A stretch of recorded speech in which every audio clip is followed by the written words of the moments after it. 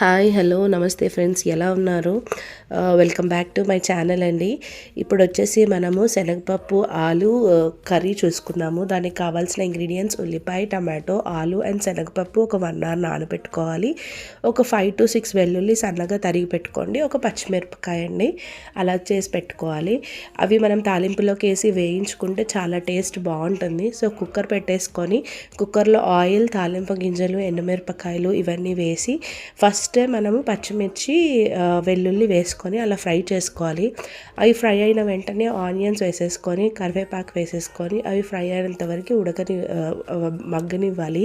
దాని తర్వాత శనగపప్పు ఏదైతే మనం నానేసుకున్నామో ఆ శనగపప్పు కూడా వేసేసుకొని కొంచెం ఫ్రై అయిన తర్వాత ఆలు వేసేసుకొని అది ఫ్రై అయ్యాక పసుపు, ఉప్పు, కారం 3 వేసేసుకొని బాగా మిక్స్ చేసుకోవాలి.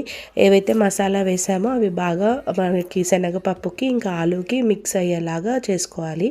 అప్పుడు మళ్ళీ టమాటా కూడా వేసుకొని అంతా మిక్స్ చేసేసుకొని నెక్స్ట్ కొత్తిమీర, ధనియాల పొడి అండ్ గరం మసాలా కూడా వేసేసుకొని మిక్స్ చేసుకొని ఉంచుకోవాలి.